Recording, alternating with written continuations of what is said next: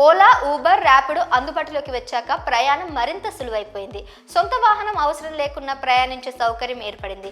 ఆన్లైన్లో బుక్ చేసుకుంటే చాలు, క్షణాల్లో వెహికల్ ఇంటి ముందుకి వచ్చేస్తుంది. ఎక్కడికంటే అక్కడికి, ఎప్పుడంటే అప్పుడు చేరాల్సిన గమ్యస్థానానికి వెళ్ళిపోవచ్చు. నిత్యం అందుబాటులో ఉంటున్నారు బైక్, క్యాబ్ డ్రైవర్లు. అయితే ఒక్కోసారి వీరి వల్ల ప్రయాణికులు ఇబ్బందులు ఎదుర్కోవాల్సి వస్తుంది. బుకింగ్ క్యాన్సిల్ చేయమని కోరడం, అధిక డబ్బులు వసూలు చేయడం వంటి వాటికి పాల్పడుతున్నారు.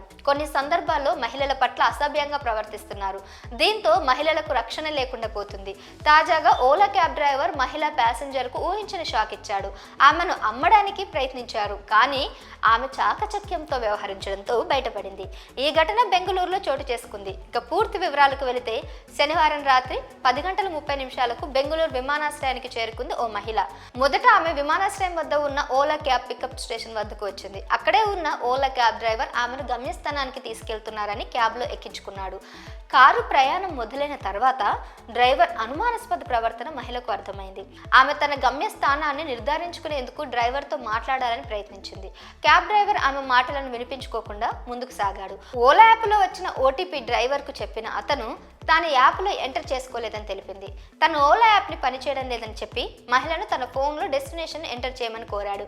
అంతేకాకుండా ఓలా యాప్లో చూపించిన 1300కు బదులుగా తన కారు సెడన్ కాబట్టి 1500 ఇవ్వాల్సి ఉంటుందని డ్రైవర్ డిమాండ్ చేశాడు.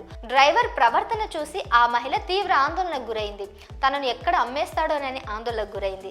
వెంటనే ఆ మహిళ క్యాబ్ డ్రైవర్ను విమానాశ్రయానికి తిరిగి తీసుకెళ్లమని కోరింది. కానీ డ్రైవర్ మాత్రం ఆమె మాట వినిపించుకోలేదు. కొంత దూరం వెళ్లిన తర్వాత కారును ఓ చోట ఆపి తన పేమెంట్ యాప్ పనిచేయడం లేదని చెప్పి 500 రూపాయలు క్యాష్ ఇవ్వమని ఆమెను కోరారు. డ్రైవర్ తీరును గమనించిన ఆమె వెంటనే పోలీస్ హెల్ప్ లైన్ నెంబర్ 112కు ఫోన్ చేసింది. అక్కడికి చేరుకున్న పోలీసులు ఓలా క్యాబ్ డ్రైవర్ను అదుపులోకి తీసుకుని కేసు నమోదు చేసి దర్యాప్తు ప్రారంభిస్తున్నట్లు పోలీసులు తెలిపారు. ఈ విషయాన్ని సోషల్ మీడియా వేదికగా పంచుకుంది ఆ మహిళ. హ్యూమన్ ట్రాఫికింగ్ కు పాల్పడే ఉద్దేశం ఉన్నట్లుగా క్యాబ్ డ్రైవర్ ప్రవర్తన ఉందని ఆమె ఆందోళన వ్యక్తం చేసింది. మహిళలు ఒంటరిగా ప్రయాణించేటప్పుడు జాగ్రత్తగా ఉండాలని సూచించింది.